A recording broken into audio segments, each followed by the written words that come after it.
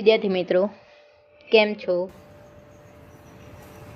આપે દિવાળી વેકેશનની મજા માણી લીધી. હવે ફરી પાછા આપણે આપણા અભ્યાસ તરફ વળીએ. સૌથી પહેલાં આપણે ફર્સ્ટ ટર્મિનલ એક્ઝામનો સંસ્કૃત વિષયનું પેપર સોલ્યુશન કરીશું. પાઠ એ છે. પહેલો પ્રશ્ન, સર્વૈઃ કિમ રક્ષિતવ્યમ. તો સર્વૈઃ કિમ રક્ષિતવ્યમ, બધાએ શેની રક્ષા કરવી જોઈએ? શું રક્ષવું જોઈએ? તડાગઃ, કુલાચારઃ, મેઘઃ કે શિશુઃ? તો સર્વૈઃ કુલાચારઃ રક્ષિતવ્યમ. બીજો પ્રશ્ન છે, કૃષક પુત્રસ્ય માર્ગે કિમ પ્રાપ્તમ. ખેડૂતના પુત્રને રસ્તામાં શું મળ્યું? તો કૃષક પુત્રસ્ય માર્ગે ધનસ્યુત પ્રાપ્તમ. ત્રીજો પ્રશ્ન, રાહુ કેન શાંતઃ ભવતિ.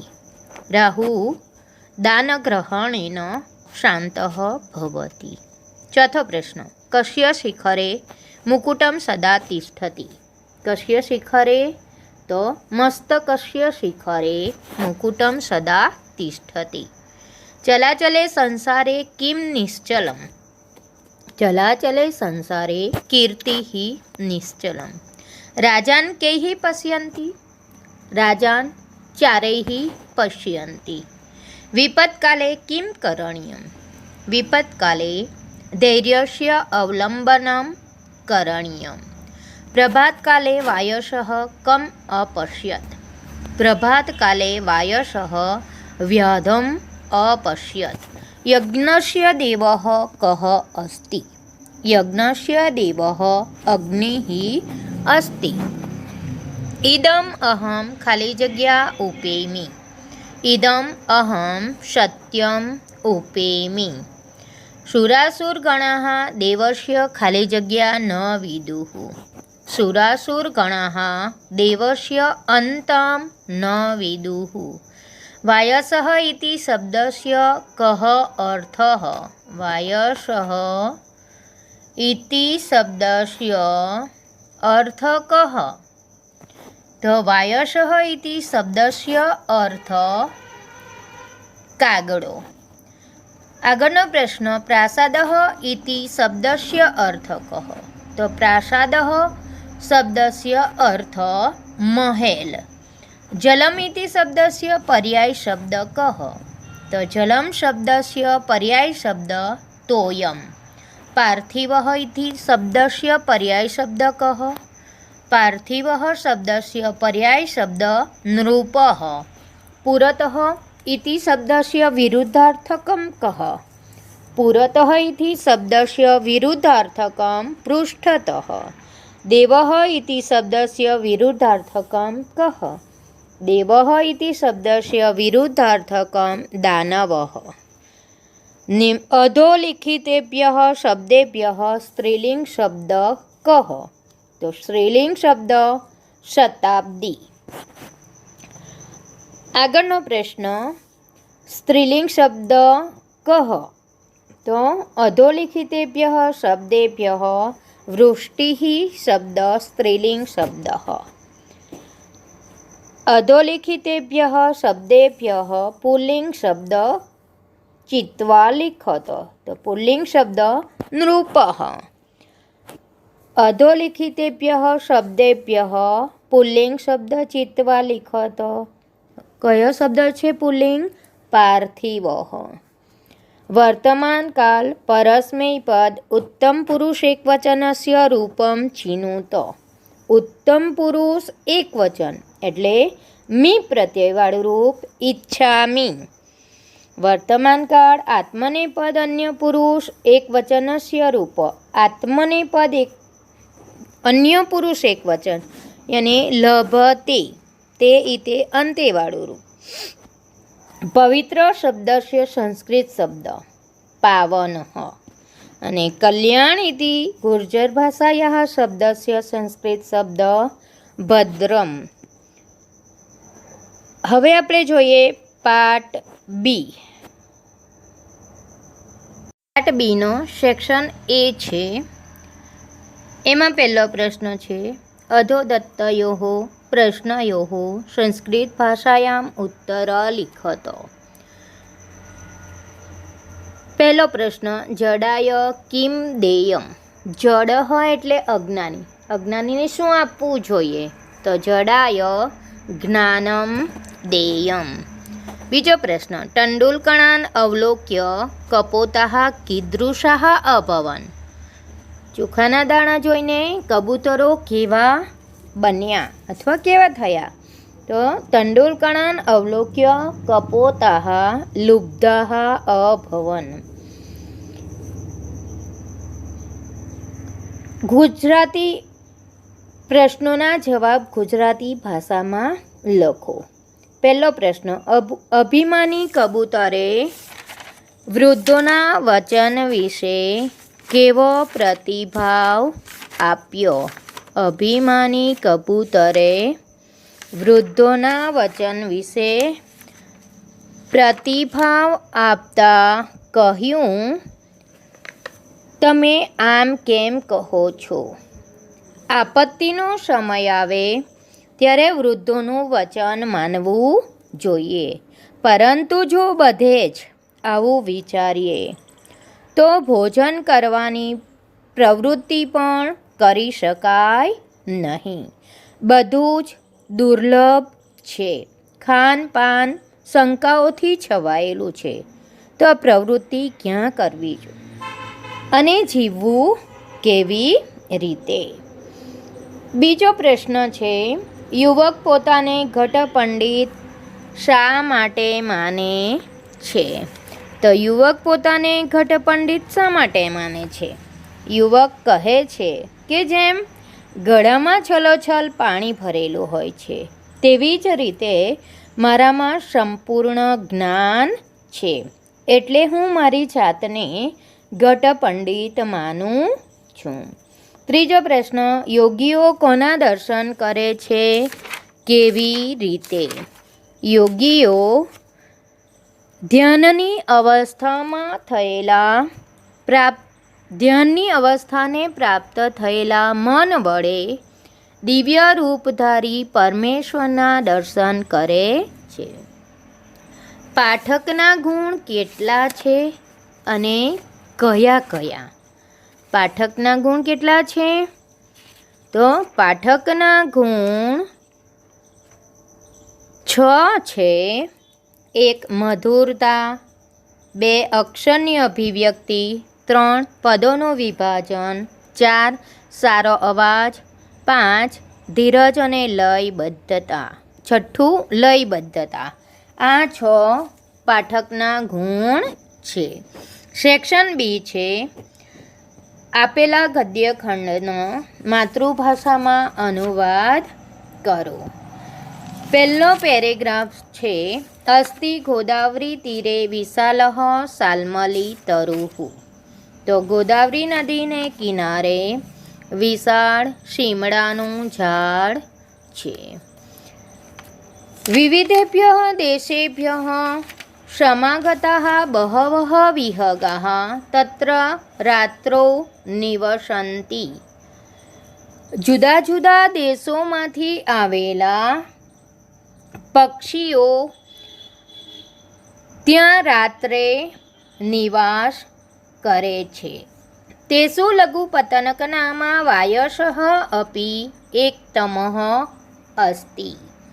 તેમાં લઘુપતનક નામનો એક કાગડો પણ હતો. અથ કદાચિત પ્રભાતકાલે સ વાયસઃ કૃતાંતમ દ્વિતીયમિવ અટંતમ વ્યાધમ અપશ્યત.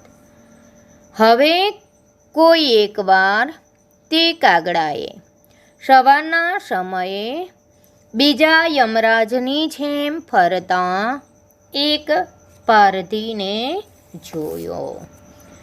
ત્યાર પછી છે પદ્યખંડસ્ય માતૃભાષાયામ અનુવાદમ કુરુતો. પદ્યખંડ એટલે શ્લોકનો અનુવાદ. મક્ષિકા વ્રણમ ઇચ્છન્તિ ધનમ ઇચ્છન્તિ પાર્થિવાહ નીચાહ કલહમ ઇચ્છન્તિ શાંતિમ ઇચ્છન્તિ સાધવાહ. તો માખીઓ જખમ ઈચ્છે છે, રાજાઓ પૈસા ઈચ્છે છે અથવા તો રાજાઓ ધન ઈચ્છે છે. હલકા પ્રકારના લોકો ઝઘડો ઈચ્છે છે અને સજ્જનો શાંતિ ઈચ્છે છે. ગાવઃ ગંધેન પશ્યન્તિ વેદૈઃ પશ્યન્તિ બ્રાહ્મણાઃ ચારૈઃ પશ્યન્તિ રાજાંશ્ચ ચક્ષુભ્યામ ઇતરે જનાઃ. ગાયો ગંધ વડે જુએ છે, બ્રાહ્મણો વેદો વડે જુએ છે, રાજાઓ જાસૂસો વડે જુએ છે અને સામાન્ય માણસો બે આંખો વડે જુએ છે. ત્યાર પછી છે અધોદત્તમ ગદ્યખંડમ પઠિત્વા તદાધારિતાનાં પ્રશ્નાનાં ઉત્તરાણી સંસ્કૃત ભાષાયામ લેખત. પહેલો પ્રશ્ન છે સ્વાપલ્યામ કે વસંતી સ્મ. તો સ્વાપલ્લીમાં કોણ રહેતા હતા? તો સ્વાપલ્યામ બહવઃ કુંકુરાઃ વસંતી સ્મ. ત્યાર પછીનો પ્રશ્ન છે કુંકુરાણામ અગ્રેસરઃ કઃ. તો તીક્ષ્ણદંતઃ નામ વૃદ્ધઃ સાર્મેયઃ કુંકુરાણામ અગ્રેસરઃ અસ્તિ. આગળનો પ્રશ્ન એકદા તીક્ષ્ણદંતસ્ય કા ઈચ્છા સજ્જાતા. તો એકદા તીક્ષ્ણદંતસ્ય ગંગા સ્નાનાય ઈચ્છા સજ્જાતા. ત્યાર પછી સેક્શન સી રેખાંકિતાની પદાની શુદ્ધાની કૃત્વા ગદ્યખંડમ પુનઃ લિખત. અંડરલાઇન કરેલા પદો સુધારીને ગદ્યખંડ ફરીથી લખો. અહીંયા અંડરલાઇન કરેલ શબ્દ છે નવાગંતુકમ. નવાગંતુકમમાં ગ ઉપર અનુસ્વાર છે અને ત્યાર પછીનો વર્ણ ત છે એટલે ન અનુનાસિક વપરાશે અને ક ઉપર અનુસ્વાર છે એ અનુસ્વારનો મ થશે કારણ કે ત્યાર પછીનો જે શબ્દ છે એમાં અથી શરૂઆત થાય છે એટલે કે પહેલો વર્ણ અ છે એ સ્વર હોવાથી ક ઉપરના અનુસ્વરનો મ થશે. બીજો શબ્દ છે રેખાંકિત શબ્દ જ્ઞાતુમ. જ્ઞાતુમમાં અંતે જે હલંત મ છે એ મનો અનુસ્વાર થશે. ત્યાર પછી શ્લોક પૂર્તિ કરો. દરિદ્રાય ધનમ દેયમ જ્ઞાનમ દેયમ જડાય ચ પિપાસિતાય પાનીયમ ક્ષુધિતાય ચ ભોજનમ. બીજો શ્લોક છે પહેલા પદ્યનો અગ્નિમિલે પુરોહિતમ યજ્ઞસ્ય દેવમૃત્વિજમ હોતારમ રત્નધાતમ મમ.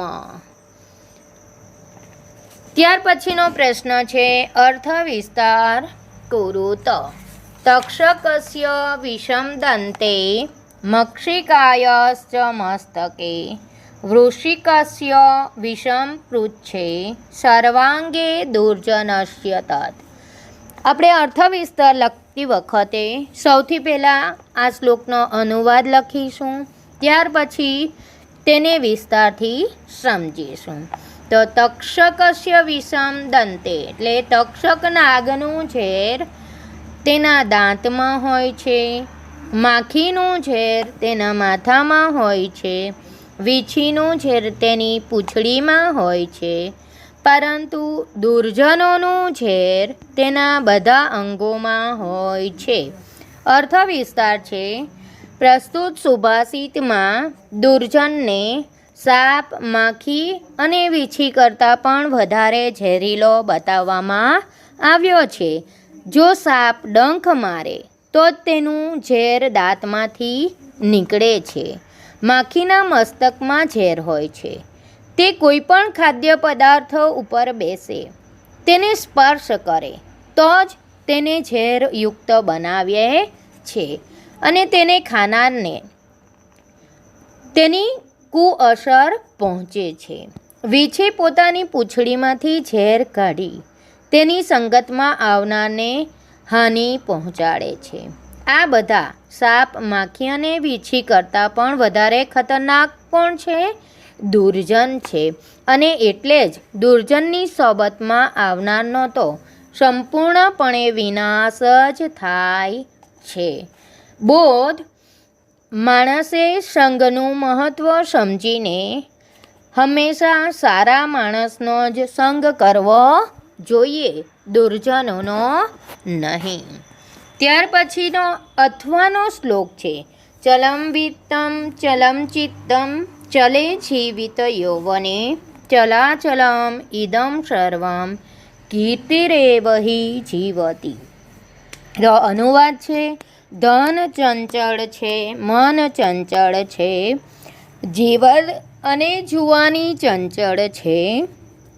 આ બધું જ આવજા કરનારું છે, માત્ર કીર્તિ જ જીવે છે. આ સુભાષિતમાં કીર્તિને યશનું મહત્ત્વ, કીર્તિને જ મહત્ત્વની ગણવામાં આવી છે અથવા તો યશ નામના મહત્ત્વની છે. જે માણસ સુકર્મ કરી, દાન પુણ્ય કરી કીર્તિ કમાય છે તે માણસ જ સાચા અર્થમાં જીવે છે, અમરત્વ પ્રાપ્ત કરે છે.